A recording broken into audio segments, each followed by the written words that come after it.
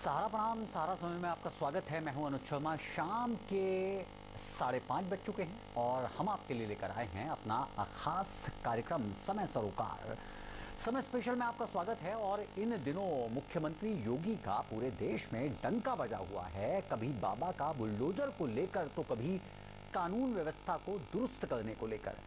एक बार फिर मुख्यमंत्री योगी ने अपने काम से साबित कर दिया है कि वो उनके रहते सब कुछ मुमकिन है।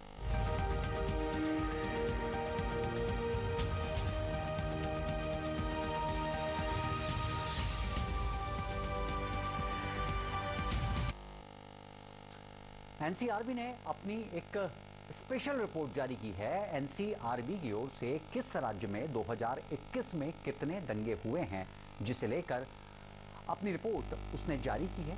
एनसीआरबी के मुताबिक उत्तर प्रदेश में 2021 में सिर्फ और सिर्फ एक दंगा हुआ है। वहीं अन्य राज्यों की बात करें तो सबसे ज्यादा मामले महाराष्ट्र में दंगे के सामने आए हैं, दूसरे नंबर पर झारखंड है, जबकि तीसरे नंबर पर बिहार है। यानी योगी आदित्यनाथ की सरकार में उत्तर प्रदेश में सांप्रदायिक सौहार्द पूरी तरह से कायम है, बरकरार है। तो एनसीआरबी के ये आंकड़े हैं जिसके मुताबिक सिर्फ एक दंगा हुआ है। एनसीआरबी के आंकड़ों के मुताबिक उत्तर प्रदेश दंगा मुक्त प्रदेश बन चुका है। इस पर सोशल मीडिया और यूजर्स ने मुख्यमंत्री योगी की जमकर सराहना की और ट्वीट पर योगी राम राज्य टॉप ट्रेंड में बन रहा है। उत्तर प्रदेश में हत्या, अपहरण और महिलाओं के खिलाफ होने वाले अपराधों की भी कमी आई है। अन्य राज्यों की तुलना में सांप्रदायिक हिंसा की घटनाएं करीब करीब खत्म हो गई हैं उत्तर प्रदेश में। उत्तर प्रदेश के अपर मुख्य सचिव गृह अवनीश अवस्थी और एडीजी कानून व्यवस्था प्रशांत कुमार ने बताया है कि उत्तर प्रदेश में साल 2021 में सांप्रदायिक हिंसा की सिर्फ एक घटना हुई, जबकि अन्य राज्यों में सांप्रदायिक हिंसा का ग्राफ कहीं ज्यादा ऊपर रहा। सांप्रदायिक हिंसा की घटनाएं की बात करें तो झारखंड में 77, बिहार में 51, हरियाणा में 40 घटनाएं सामने आई हैं। देश भर में महाराष्ट्र सबसे ज्यादा सांप्रदायिक हिंसा से प्रभावित रहा।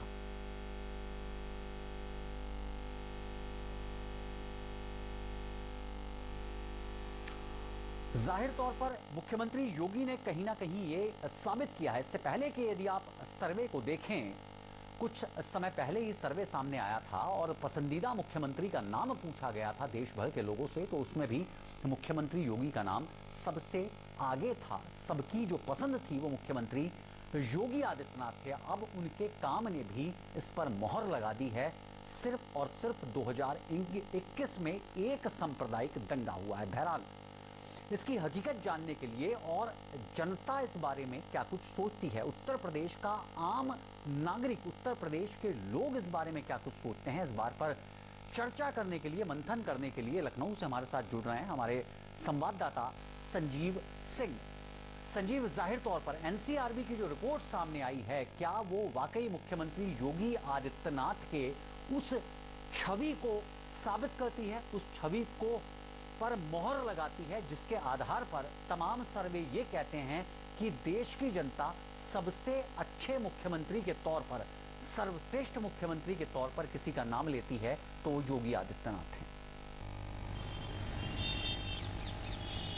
बिल्कुल ये कहा जा सकता है कि 2017 में जब योगी आदित्यनाथ ने उत्तर प्रदेश के मुख्यमंत्री पद की शपथ ली थी, उसी दौरान जो है उन्होंने जीरो टॉलरेंस की बात की थी। और जिस तरह से एनसीआरबी ने 2021 के जो आंकड़े जारी किए हैं, उसमें ये साफ दिखाया गया है कि देश में जो है अपराध के मामले में उत्तर प्रदेश का जो है 23वां स्थान है। यानी कि उससे ज़्यादा क्राइम जो है 22 अन्य राज्यों में है और 23वें स्थान पर जो है उत्तर प्रदेश है। इसके अलावा अगर कुछ अन्य बात की जाए, घटनाओं की बात की जाए, जैसे कि अगर हम नकदजनी की बात की जाए, तो उसमें जो है उत्तर प्रदेश का जो स्थान है वो 33वां स्थान है। यानी कि निश्चित तौर से कहा जा सकता है कि जो अपराध का ग्राफ है उसमें कमी आई है। लेकिन कुछ ऐसे भी अपराध हैं जिसमें कि इजाफा हुआ है। अगर 2021 की बात की जाए, इसके अलावा 2020 की बात की जाए, तो खास तौर से जो महिला से संबंधित अपराध की बात की जाए या फिर बच्चों के साथ जो इस तरह के जो अपराध होते हैं, अगर उसके तुलनात्मक बात की जाए तो 2020 में जो है करीब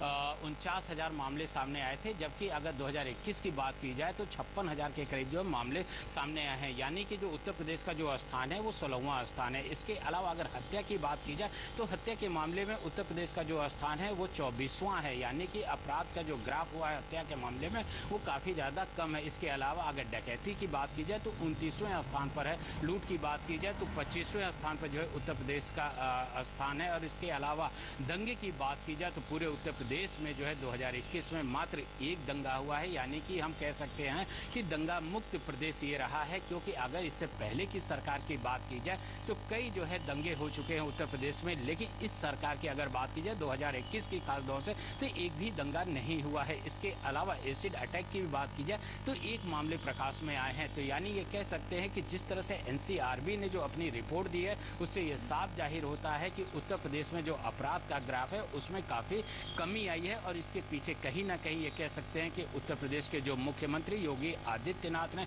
जिस तरह से जीरो टॉलरेंस की बात की थी और अधिकारियों के साथ जो है लगातार बातचीत कर रहे हैं, अपने मातहतों के साथ जो है बैठक कर रहे हैं। इसके अलावा जो उच्च अधिकारी हैं वो अपने जो सहयोगी अधिकारी हैं उनके साथ आपस में तालमेल बैठा कर जो है लगातार गश्त किया जा रहा है और इसके अलावा जनता से जुड़े रह रहे हैं। और यही कारण है कि अपराध के ग्राफ में कमी आ रही है। जी संजीव, आप बने रहिए हमारे साथ। और हमारे साथ रिटायर्ड पुलिस अधिकारी मान सिंह चौहान भी हमारे साथ मौजूद हैं।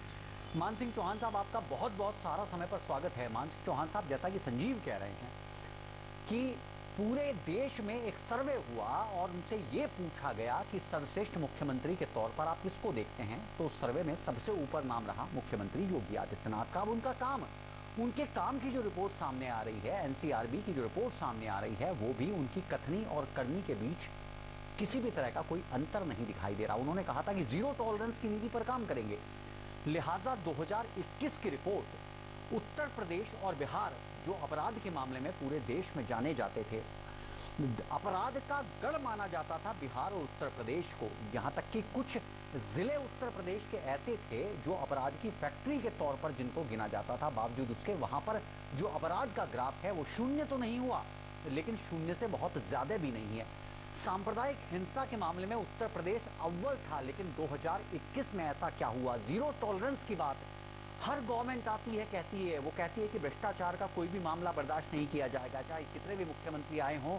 कल्याण सिंह से लेकर मुख्यमंत्री योगी आदित्यनाथ तक, चाहे उसमें मुलायम सिंह यादव हो, अखिलेश यादव हो, मायावती हो, किसी भी पार्टी की सरकार आई हो, जीरो टॉलरेंस की नीति पर काम करती है। लेकिन आप मुख्यमंत्री योगी आदित्यनाथ की कार्यशैली में बतौर पुलिस अधिकारी आप क्या देखते हैं कि ऐसा उन्होंने क्या किया कि वाकई अपराध का ग्राफ लगभग शून्य पर आ गया?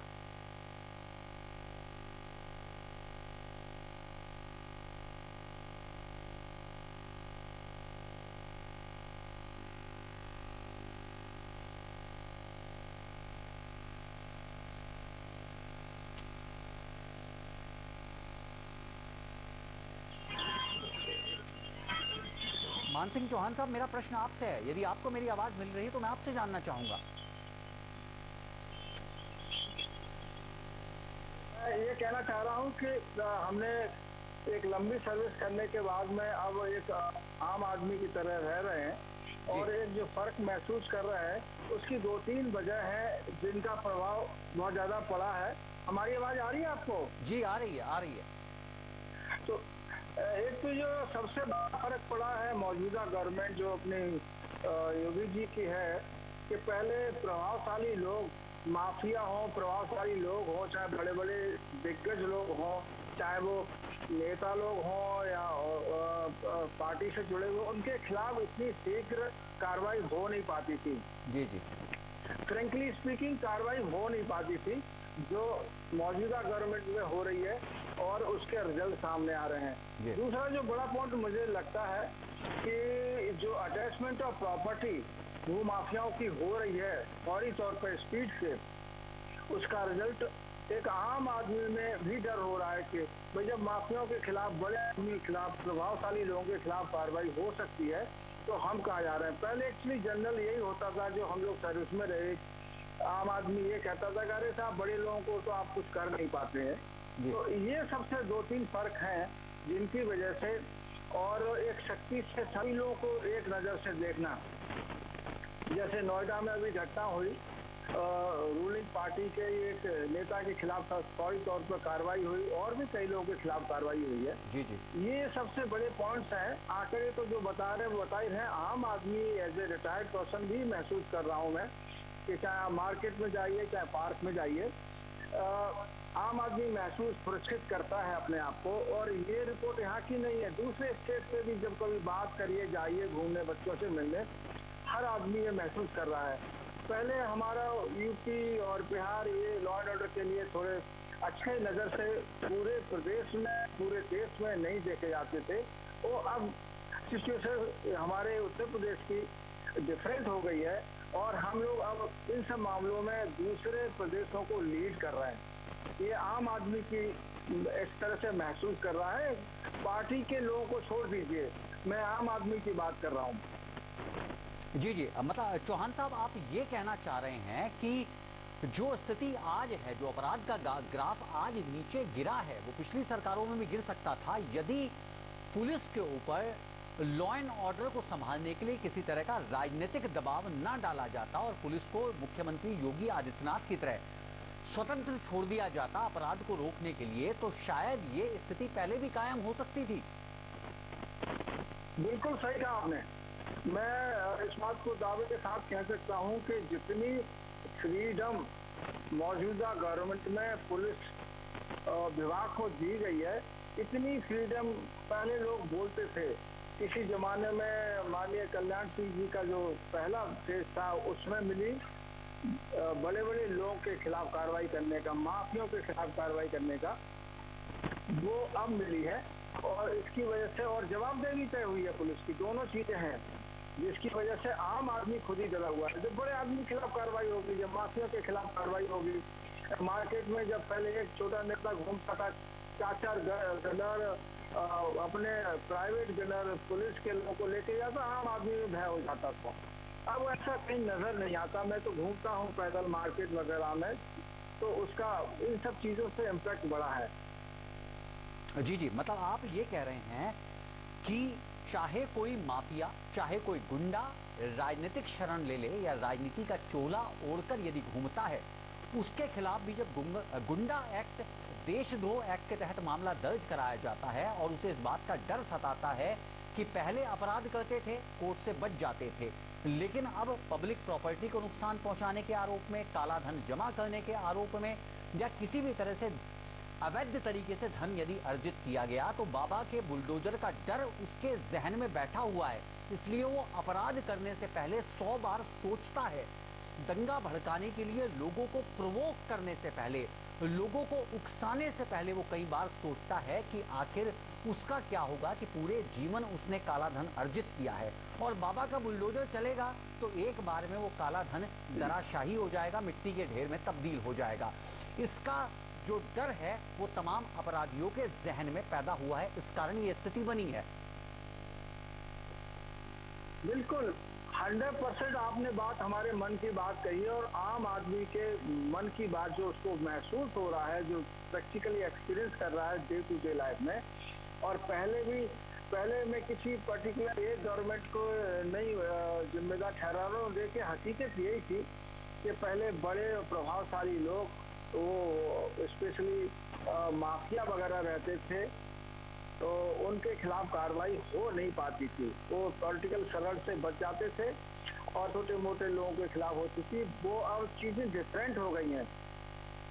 जब बड़े बड़े लोगों के, बड़ी मछलियों के खिलाफ कार्रवाई हो रही है, तो छोटी मछलियां तो अपने आप डिसिप्लिन हो गई हैं और हो जाती हैं। और उसका बिल्कुल प्रत्यक्ष रूप से अभी सामने आ रहा है आपको। ये जो बुलडोजर का भय है, ये सारे लोगों में हो गया है। आप देखिए कितने आए दिन लोग अपने जाते हैं थाने में, स्वतः गवर्नमेंट प्रॉपर्टी जहाँ कब्जा कर रखे थे अवैध, उसको ढाना शुरू कर देते हैं। ये बहुत अच्छी स्थिति है और इसी तरह से स्थिति और इम्प्रूव होगी, ऐसा मुझे उम्मीद है। जी जी, संजीव, क्या आप ये मानते हैं कि पिछली सरकारों में जब किसी अपराधी या अपराध के खिलाफ कार्रवाई की जाती थी, तो कार्रवाई करने से पहले उस शख्स का, उस अपराधी का धर्म देखा जाता था, उसकी जाति देखी जाती थी, उसका क्षेत्र देखा जाता था, लेकिन मुख्यमंत्री योगी आदित्यनाथ ने अपराधियों के खिलाफ कार्रवाई करने से पहले ना तो उसका धर्म देखा, ना जाति देखी, ना ये देखा कि वो किस क्षेत्र से संबंध रखता है। यानी बिना वोट बैंक की परवाह किए मुख्यमंत्री योगी आदित्यनाथ ने काम किया। क्या उत्तर प्रदेश की जनता इमानती है और इसमें कितना सच है? देखिए, जिस तरह से अभी हमारे गेस्ट ने भी कहा कि जो इससे पहले की सरकार थी उसमें कहीं ना कहीं जो पुलिस पे पॉलिटिकल एक दबाव होता था, जिसकी वजह से जो है पुलिस वो काम नहीं कर पाती थी, यानी कि अपराधियों पे नकेल नहीं कस पाती थी। और इस बार इस सरकार की अगर बात की जाए तो ऐसा कोई भी प्रेशर जो है, कोई भी किसी भी तरह का जो है कोई भी दबाव नहीं है, क्योंकि उत्तर प्रदेश के मुख्यमंत्री ने साफ कह रखा है कि जो भी अपराधी हैं उन पर हंटर चलाया जाए, चाहे वो सत्ता के करीबी हों या फिर वो किसी भी जाति या धर्म के या फिर मजहब को हों।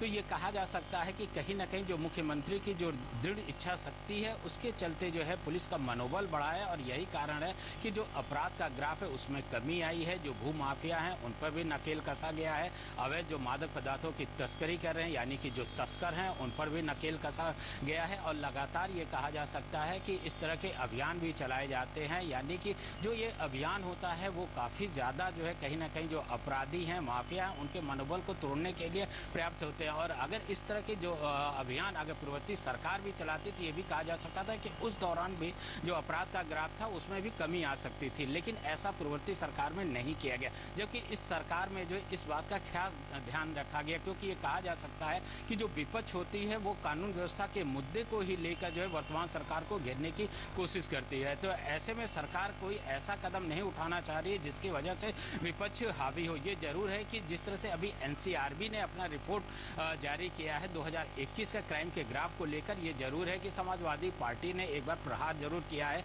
कि महिला और बच्चों के अपराध में जो है इजाफा हुआ है। लेकिन कहीं ना कहीं ये कहा जा सकता है कि अगर 2020 की बात की जाए तो उसकी उपेक्षा जो है अपराध में कमी आई है, क्योंकि अगर उत्तर प्रदेश की बात की जाए तो उत्तर प्रदेश की जो जनसंख्या है वो काफ़ी ज़्यादा है, और ऐसे में 2021 में जो है 3 लाख जो है मात्र मुकदमे दर्ज होना, यानी कि जो अपराध की आगे बात की जाए कि इतना अपराध नहीं हुआ, जिसकी वजह से जो है जो मुकदमे की अगर बात की जाए तो बहुत ज़्यादा मुकदमे नहीं दर्ज किए गए, और जो भी मुकदमे दर्ज किए गए उनका अनावरण भी किया गया, यानी कि खुलासा भी किया गया है। तो ये एक बिल्कुल बिल्कुल संजीव पुलिस के लिए कामयाबी है। और वक्त कम है। चौहान साहब से चलते चलते एक छोटा सा रिएक्शन में लेना चाहूंगा। चौहान साहब, देश का ऐसा कोई राज्य नहीं है जिसकी पुलिस सक्षम ना हो अपराध रोकने के लिए, लेकिन एक ईमानदार पुलिस अधिकारी जो पूरी मेहनत, पूरी शिद्दत के साथ काम करना चाहता है, अपराध को शून्य स्तर पर लाना चाहता है, सांप्रदायिक दंगों को पूरी तरह से खत्म करना चाहता है, सांप्रदायिक सौहार्द का माहौल स्थापित करने में कायम है, ऐसा पुलिस विभाग और ऐसे पुलिसकर्मी, ऐसे पुलिस अधिकारी सरकार से क्या उम्मीद रखते हैं? एक छोटा सा रिएक्शन में आपसे चाहूंगा। बिल्कुल सही कहा आपने। सरकार से बस हम आम आदमी और एज ए रिटायर्ड पुलिस अफसर हम लोग यही उम्मीद करते हैं कि जिस डायरेक्शंस में हमारे उत्तर प्रदेश के लोकप्रिय मुख्यमंत्री जी बढ़ रहे हैं उनको सभी लोग मजबूत करें, इर्रेस्पेक्टिव कास्ट, क्रीड और पॉलिटिकल अफिलिएशन, और अपने प्रदेश हित में सपोर्ट करें, और ये जो कानून का राज है, जीरो टॉलरेंस है, और आगे बढ़े, और हम लोग हर चीज़ में पूरे देश में अव्वल बने, चाहे वो कानून का राज हो, चाहे लॉ एंड ऑर्डर हो, चाहे वो इकोनॉमिकल डेवलपमेंट हो, ये सब चीज़ों में आगे बढ़ेंगे। जी, और हम ऐसी आशा करते हैं। जी, जाहिर तौर पर, और ये आशा पूरी हो, हम भी ऐसी उम्मीद करेंगे। चौहान साहब, आपका बहुत बहुत शुक्रिया, आप हमारे साथ जुड़े, हमें अपना कीमती वक्त दिया। और संजीव, आपका भी बहुत बहुत शुक्रिया अदा करूंगा। और जाहिर तौर पर किसी राज्य का विकास इस बात पर काफ़ी हद तक निर्भर करता है कि यहाँ पर निवेश करने वाला, यहाँ पर व्यापार करने वाला, यहाँ पर नौकरी करने वाला, छोटे से लेके बड़े तबके तक का व्यक्ति अपने आप को कितना सुरक्षित महसूस करता है।